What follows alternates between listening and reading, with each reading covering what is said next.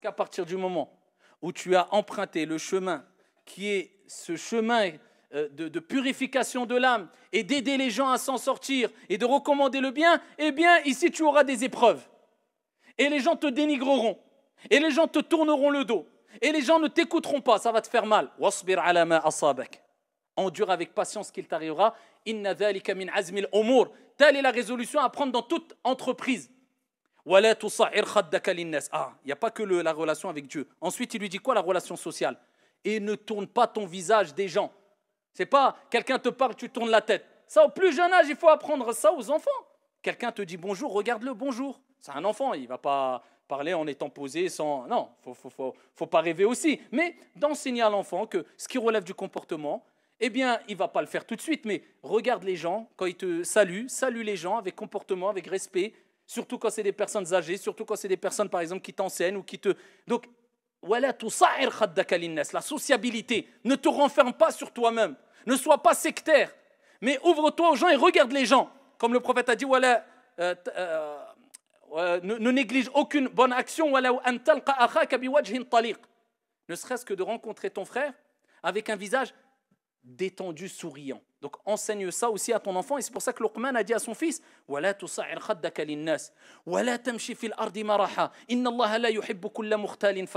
ne marche pas, ne foule pas la terre avec arrogance. Dieu n'aime pas les personnes, le présomptueux plein de glorioles. Regardez ce qu'il dit à son fils. Ne marche pas sur la terre avec vantardise. Zama, je suis. T'es qui? Une fièvre, tu tombes KO par terre. T'es qui? Tu vas mourir, tu vas être enterré. T'es qui? Tu viens de quoi? D'une goutte. T'es qui?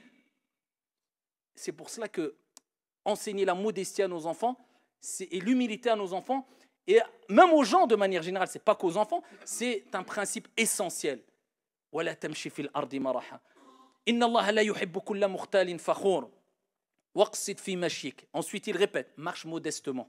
Marche modestement. Ne te crois pas supérieur aux gens. Je suis à travers ta parole, ton comportement, ta démarche. ولا تمشي في الأرض مرحا إن الله لا يحب كل مختال فخور واقصد في مشيك واغضض من صوتك إن أنكر الأصوات لصوت الحمير. Ensuite, il dit quoi à son fils? Regardez les belles recommandations. Il dit, après lui avoir dit marche modestement et baisse ta voix. Ne crie pas.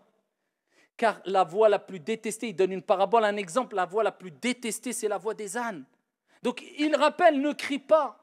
Ça, et c'est pour cela que dans cette recommandation, il y a une recommandation pour les enfants, mais aussi pour les parents, pour les gens de manière générale. Pourquoi? Parce que si tu veux que ton enfant ne crie pas, ne crie pas. Donc si toi, tu donnes l'habitude à ton enfant et tu en fais la norme à la maison de crier, t'étonne pas si ton enfant crie. Il y a des gens, ils s'étonnent pourquoi leur enfant a 1 an, il passe son temps à crier tous les jours. Il dit, je sais pas, on dirait il est mejnoun ou faut lui faire ruqya. À toi, il faut faire ruqya.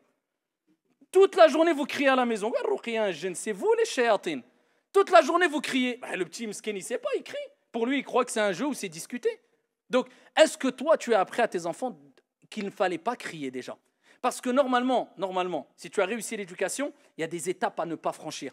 La première étape, normalement, c'est si tu en fais la norme de crier, crier, ça aura plus d'impact. Tu seras obligé de monter de niveau. Et ainsi de suite à chaque fois. Et ça, c'est blâmable. Tandis que si pour ton enfant, c'est rare de t'entendre crier. Juste tu le regardes, comme nos parents à l'époque, ils nous regardaient, hop, garde à vous, on avait compris. Toute l'histoire, elle était claire dans notre tête. Donc, ici, si tu n'as pas l'habitude de crier, le jour où tu vas crier, ça peut arriver, d'hausser le ton. Et il y a une différence entre hausser le ton et crier. Mais le jour où tu vas crier ou avoir un coup de cri où tu vas être... l'enfant va être choqué, il va dire, oh là, j'ai dépassé les limites, j'ai fait quelque chose de grave. Mais si tu cries toute la journée, crie ou crie pas, pour lui, c'est normal. Voilà pourquoi il est important de ne pas en faire une habitude, le fait de crier à la maison. Parce qu'après, tu vas dire, crier, ça marche pas. Parler, ça marche pas. Crier, ça marche pas. Tu vas vouloir être amené à quoi après? Donc, quelle étape tu vas atteindre? Voilà pourquoi il faut tout de suite fermer les barrières. Je ne crie pas. Même si mon enfant me met à bout, je fais tout pour ne pas crier, du moins, pour ne pas en faire une habitude. Sinon, si je crie, mon enfant crie, rappelle-toi que Dieu a donné cette parabole. Inna ankara al-aswad la sawtul hamir.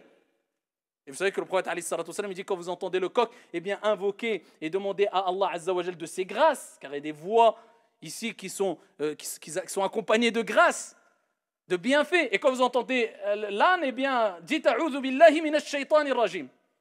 Les personnes, peut-être, si on rentre chez eux, on sera obligé de dire 1000 fois A'udhu billahi minash shaitanir rajim. C'est pour cela que mettez ça comme norme chez vous. Je ne crie pas.